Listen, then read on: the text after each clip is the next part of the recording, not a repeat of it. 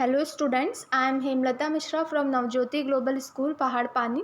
और आज जो हम चैप्टर पढ़ने जा रहे हैं वो है क्लास 8 के हिस्ट्री का चैप्टर नंबर 2 जो है फ्रॉम ट्रेड टू टेरिटरी, जिसमें हम पढ़ेंगे कि कैसे पहले जो ब्रिटिशर्स है वो हमारी कंट्री में व्यापार करने आए थे, उसके बाद उन्होंने हमारे कंट्री में अपना कब्जा किया। ठीक है, इन सब चीज़ों के बारे में पढ़ेंगे, कैसे उन्होंने जो हमारे मुगल एम्पायर थे उनको डिफीट किया, कैसे नवाब्स को डिफीट किया। इन सब चीज़ों के बारे में हम इस चैप्टर में पढ़ेंगे। तो चलिए चैप्टर स्टार्ट करते हैं। Aurangzeb was the last of the powerful Mughal rulers. तो जो औरंगज़ेब था, जो कि मुग़ल का रूलर्स था, वो क्या था, लास्ट पावरफुल रूलर था मुग़ल एम्पायर का। औरंगज़ेब के बाद जितने भी रूलर्स रहे मुग़ल एम्पायर के, वो उतने पावरफुल नहीं थे जितना कि मतलब औरंगज़ेब और उससे पहले रूलर्स थे। He established control over a very large part of the territory that is known as India। तो उसने क्या था, जो मुग़ल था उसने अपना कब्ज़ा बहुत ही बड़े एरिया में फैला रखा था, जिसे कि हम इंडिया बोलते हैं। ठीक है, उसने इंडिया में अपना पूरा कब्ज़ा फैलाया था मुग़ल ने। ठीक है, जिसका नाम है औरंगज़ेब। उसने मतलब ये पूरा लार्ज पार्ट था, उसका कंट्रोल था इस एरिया में। So after his death in 1707, ठीक है 1707, many Mughal governors and big zamindar began asserting their authority and establishing regional kingdoms। तो जब क्या था, जब इनकी डेथ हुई औरंगज़ेब की, तो उसके बाद क्या था, जो मुग़ल गवर्नर्स थे, जिन्हें हम जो मुग़ल के सूबेदार थे और जो बिग ज़मींदार थे मुग़ल में, उन लोगों ने क्या किया, उन्होंने इनकी पावर ले ली और उसके बाद उन्होंने क्या किया, अपनी जो अथॉरिटी है उनको जो इस मतलब जैसे एक बहुत बड़ी पार्ट में उन्होंने कब्ज़ा किया, तो उन पार्ट्स में छोटे छोटे स्टेट्स में, छोटे छोटे रीजन्स में ये जो सूबेदार से अपना कब्ज़ा करने लगे, अपना रीजनल जो अपना किंगडम वो ये लोग यहाँ बनाने लगे। ठीक है, So as powerful regional kingdoms emerged in various part of India, Delhi could no longer function as effective center। अब जैसे जो पावरफुल रीजनल किंगडम्स थे, जो मतलब वेरियस पार्ट्स ऑफ इंडिया में स्टैब्लिश होने लगे, तो अब जो दिल्ली था वो इफेक्टिव सेंटर का पार्ट उतना नहीं रहा था, क्योंकि जो पहले मुग़ल थे, मुग़ल सल्तनत थी, वो मेनली दिल्ली में थी और उन्हीं का पूरे कंट्री में जो है वहाँ से राज करते थे। लेकिन जैसे औरंगज़ेब के बाद क्या हुआ कि मुग़ल एम्पायर उतना पावरफुल नहीं रहा और जो ये सूबेदार लोग थे और जो ज़मींदार लोग थे, इन्होंने छोटे छोटे स्टेट्स में अपना कब्ज़ा करना शुरू कर दिया था।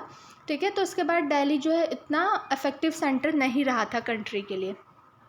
सो by the second half of the 18th century, अब जो सेकेंड हाफ था 18th सेंचुरी का, यानी कि 1750 में क्या हुआ, However, a new power was emerging on the political horizon। तो अब क्या है, 18th सेंचुरी में क्या हुआ, हमारे पॉलिटिकल हॉरिजन में, मतलब हमारी कंट्री में एक नई पावर और आ रही थी, जिससे कि जो वो लोग कौन थे, द ब्रिटिश। ठीक है, मतलब ब्रिटिश जो है हमारी कंट्री में आना स्टार्ट हुए थे, वो second half of 18th century से वो यहाँ आए थे। Did you know that British originally came as a small trading company and were reluctant to acquire territories. तो ब्रिटिश जो थे पहले, वो स्टार्टिंग में जब हमारी कंपनी में आए थे, मतलब हमारी कंट्री में आए थे, वो सिर्फ ट्रेड करने आए थे, यहाँ व्यापार करने आए थे। मतलब उनका ऐसा कोई इरादा नहीं था कि वो यहाँ आके अपना कब्ज़ा कर लेंगे, वो सिर्फ व्यापार करने आए थे यहाँ। How then did they come to be masters of vast empire.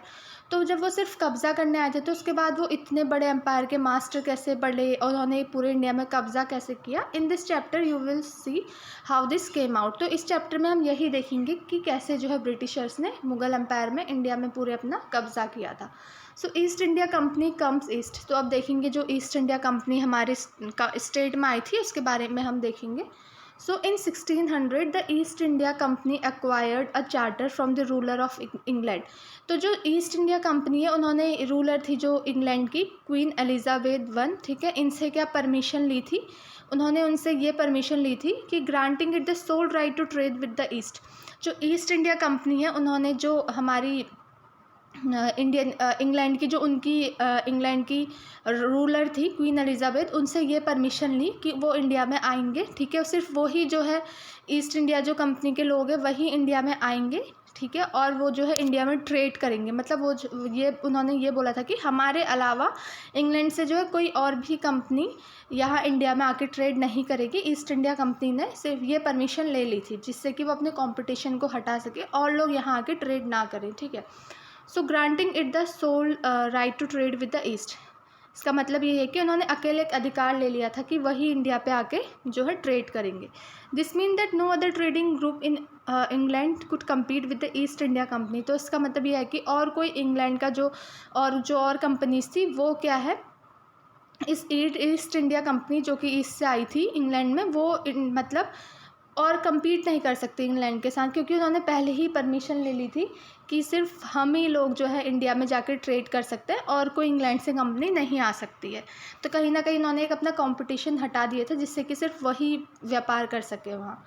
So with this charter the company could venture across the oceans looking for new lands from which it could buy goods at a cheap price।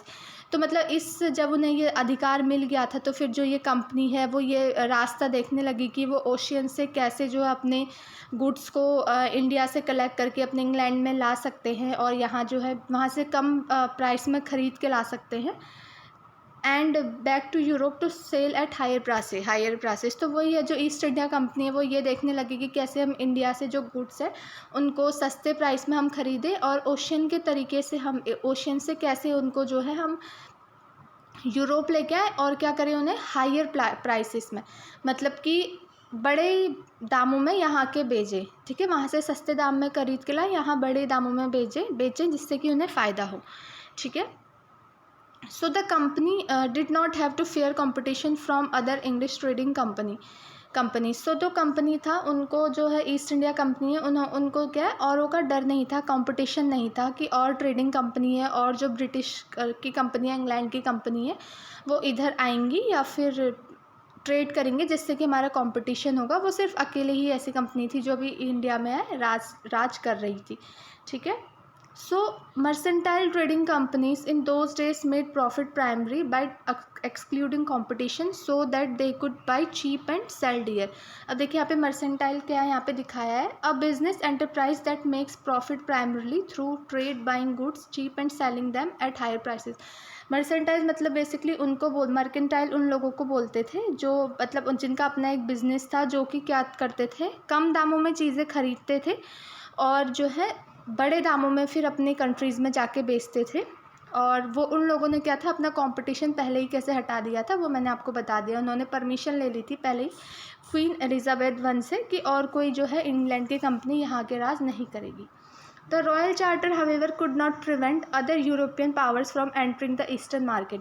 अब जो मतलब जो charter था उसमें सिर्फ ये ही permission थी कि सिर्फ इंग्लैंड की कोई कंपनी जो है वहाँ के ईस्टर्न मार्केट्स में जो है राज नहीं कर सकती या फिर वहाँ ट्रेड नहीं कर सकती है, लेकिन जो और अदर यूरोपियन मतलब यूरोप जो है कॉन्टिनेंट है वहाँ पे और भी बहुत सारी जो कंट्रीज़ जो है वहाँ पे प्रेजेंट है।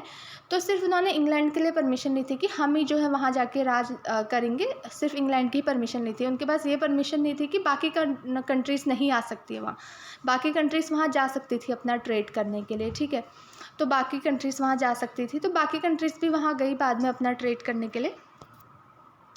So by the time the first English ships sailed down the west coast of Asia round the Cape of Good Hope and crossed the Indian Ocean। तो जो मतलब इस टाइम से पहले भी क्या था, जो फर्स्ट इंग्लिश शिप सबसे पहली जो है ब्रिटेन शिप जो गया था वेस्ट कोस्ट अफ्रीका के रास्ते गया था राउंड केप ऑफ गुड से, एंड जो है उन्होंने इंडियन ओशियन जो है पास किया था। और the Portuguese had already establish their presence in the western coast of India. और जो पोर्टुगीज़ थे उन्होंने भी क्या है इनसे पहले ही मतलब जो ये इंग्लैंड आया था ना उनसे पहले ही पोर्टुगीज़ भी यहाँ मतलब हमारे जो वेस्टर्न कोस्ट है इंडिया के वहाँ उससे पहले ही प्रेजेंट थे और उनका क्या था गोवा में उन्होंने अपना कब्ज़ा कर रखा था। In fact, it was Vasco da Gama, a Portuguese explorer, who had discovered this sea route to India in 1948। मतलब जो वास्को डिगामा थे एक पोर्टुगीज़ एक्सप्लोरर जो मतलब इधर उधर घूमना जिन्हें अच्छा लगता था, जो इधर उधर चीज़ें देखते थे, उन्होंने ये सी रूट जो है इंडिया में आने के लिए सबसे पहले उन्होंने ये सी रूट ढूंढा था 1498 में। By the early 7th century, the Dutch too were exploring the possibilities of trade in Indian Ocean. Soon the French traders arrived on the scene।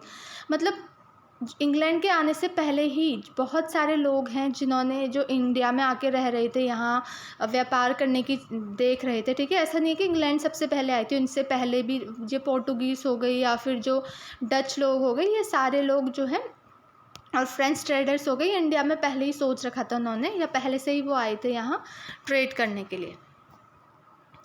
So the problem was that all the companies were interested in buying the same thing. अब problem ये थी कि अब England के अलावा और जगह से भी जो है यूरोप की कंट्रीज से क्या था, और जगह से भी जो कंपनी है वो इंडिया में आने लगी और सेम चीज़ें वो भी खरीदने लगी यहाँ से। The fine qualities of cotton and silk produce in India had a big market in Europe. अब जो फाइन क्वालिटीज़ थी कॉटन या फिर सिल्क की इंडिया में, उसका यूरोप में बहुत ही बड़ा मार्केट था, क्योंकि यूरोप इंडिया से आके सस्ती पैसों में ये चीज़ें खरीदते थे, फिर यूरोप में जो है बहुत बड़े दामों में बेचते थे। अब तो ये था कि यूरोप की ही कई कंट्रीज से यहाँ ट्रेड होना शुरू हो गया था, एक कंपटीशन हो गया था कंपनीज का आपस में। So pepper cloves, cardamom and cinnamon too were in the great demand. अब जो पेपर क्लोव्स थे और कार्डामोम थे और सिनेमोम थे, ये जो थे बहुत ही ज़्यादा डिमांड में थे। So competition amongst the European companies inevitably pushed up the prices at which these goods could be purchased, and this reduced the profit that could be earned. अब क्या हुआ, जो ये इन कंपनी के आपस में कंपटीशन होने लगा कि ये चीज़ें हमें चाहिए, ये चीज़ें हमें चाहिए, तो क्या हुआ, इन सारे गुड्स का प्राइस भी बढ़ा दिया गया। अब इन सब चीज़ों का प्राइस बढ़ा दिया कर, तो जो कंट्रीज़ हैं, जो यूरोपियन कंट्रीज़ यहाँ के ट्रेड कर रही है, वो फिर अपनी कंट्री में जो वहाँ जाके बेचती थी, तो उन्हें उतना ज़्यादा प्रॉफिट नहीं होता था, क्योंकि इंडिया में भी इन सब चीज़ों का प्राइस बढ़ गया था, उन्हें वो ज़्यादा पैसों में फिर यहीं से ख़रीद रहे हैं, तो उन्हें उतना ज़्यादा प्रॉफिट नहीं हो रहा था जब ज़्यादा कंपनीज जिन्होंने ट्रेड करना स्टार्ट कर दिया। The only way the trading companies could flourish was by eliminating rival competitors. तो जो मतलब एक ही तरीका ये था कि ट्रेडिंग जो कंपनीज थी अपने आप को फ्लोरिश कर सकती थी, ये तरीका था कि जो उनकी राइवल कॉम्पिटिटर्स थे, मतलब जो बाकी की कंपनीज थे, वो कैसे भी उनको वहाँ से हटाएं और अकेले वहाँ जो है राज करें। सिर्फ यही तरीका था जिससे कि वो उन्हें फिर से प्रॉफिट हो सकता था। So the urge to secure markets therefore lead to price battle between the trading companies। तो फिर इसके बाद क्या हुआ कि जो वो आप कंपनीज है उनका आपस में ही क्या है, वो लोग आपस में ही लड़ने लगे इन सब चीज़ों के लिए।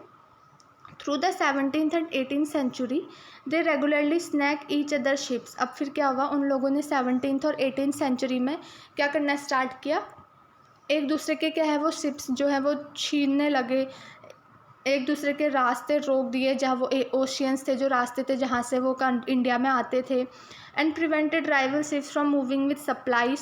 ठीक है, मतलब ये क्या करने लगे, रोकने लगे, जो उनके कॉम्पिटिटर्स हैं उनको रोकने लगे, जिससे कि वो इंडिया ना पहुंच सके। जैसे कि उन्होंने क्या, उन लोग अपने राइवलरीज की जो है शिप्स उनकी उनसे छीन दी और उनके जो रूट्स हैं उनको बंद कर दिया। ठीक है, और जिस शिप्स में वो अपने सप्लाईज इधर से उधर ले जाते थे, ठीक है, उनको ये सब रोक दिया।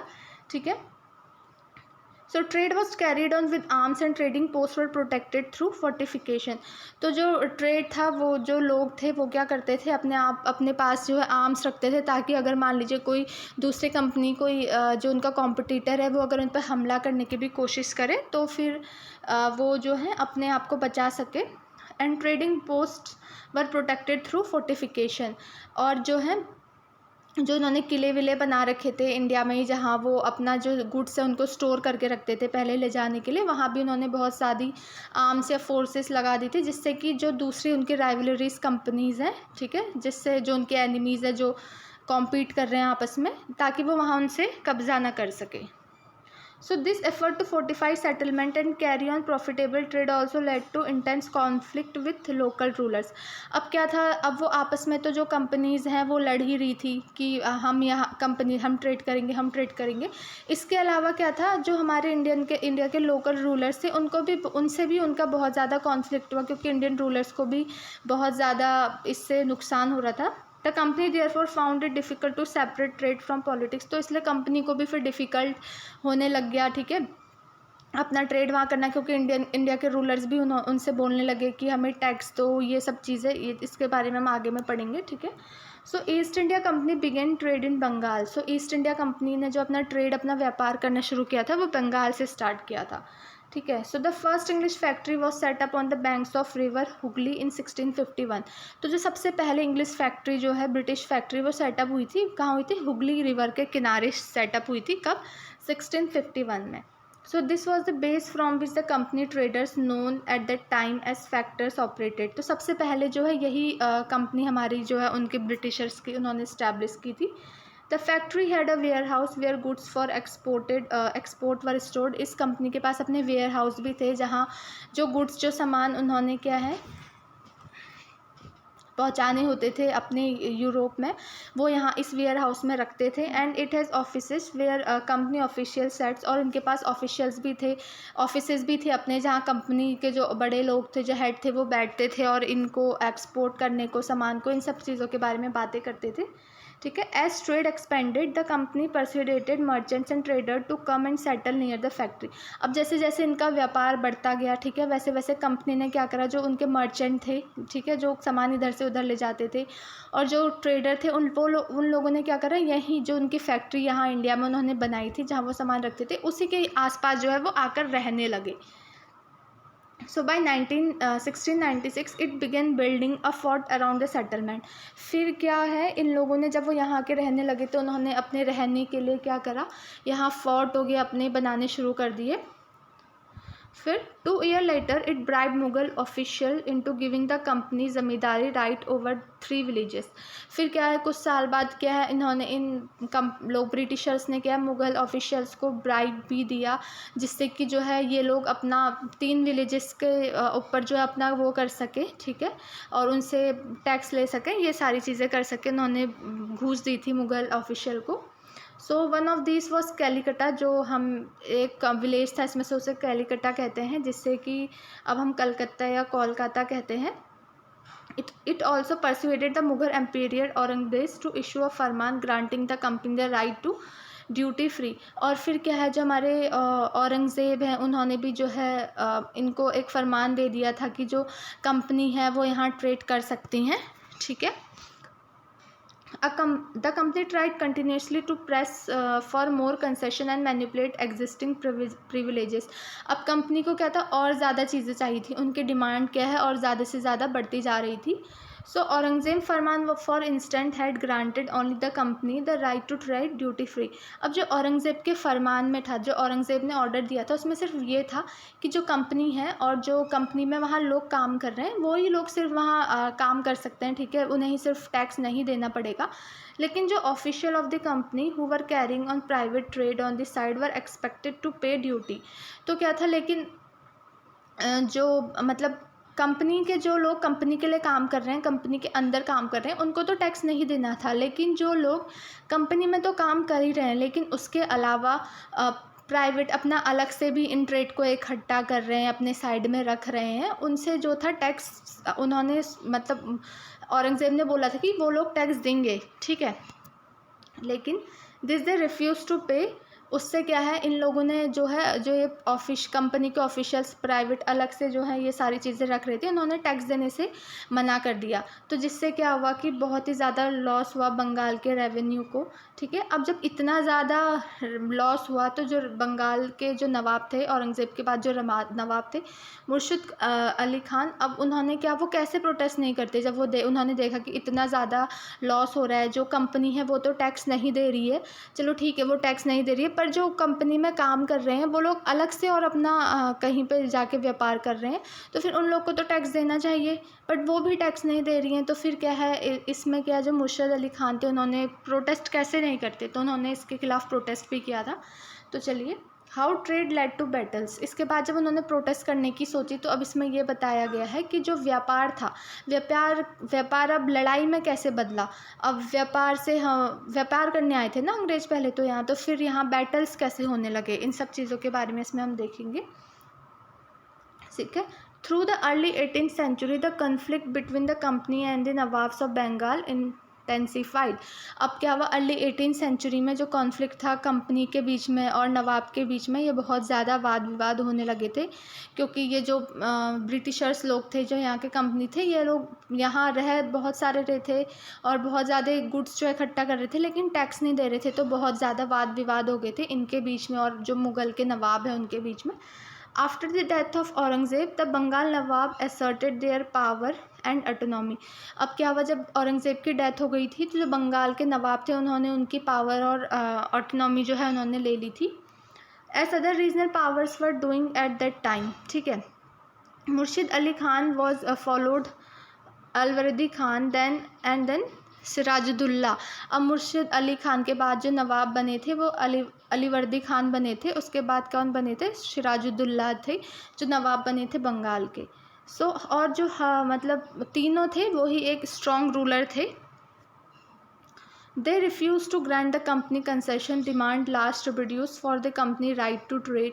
ठीक है, तो उन्होंने रिफ्यूज़ किया। जो कंपनी है वो इतने ज़्यादा उनकी डिमांड है, वो मतलब ट्रेड के लिए इतने ज़्यादा हक वो लोग मांग रहे थे, तो जो इन लोगों ने था उन्होंने रिफ्यूज़ किया। और उन्होंने जैसे जो ये कंपनी लोग थे यहाँ आके जो है अपना पैसा भी खुद बनाने लग गए थे, तो जो वो नवाब लोग थे उन्होंने इन सब चीज़ों के लिए मना किया and stopped it from extending its fortification. और जैसे कि मैंने आपको बताया वो अपना ट्रेड तो यहाँ कर ही रहे थे, लेकिन फिर उन लोगों ने सोचा कि हम जहाँ पे उनकी कंपनी है उसके बगल में क्या है वो फोर्ट बनाने लग गए, जहाँ की वो उन्होंने अपना रहना शुरू कर दिया।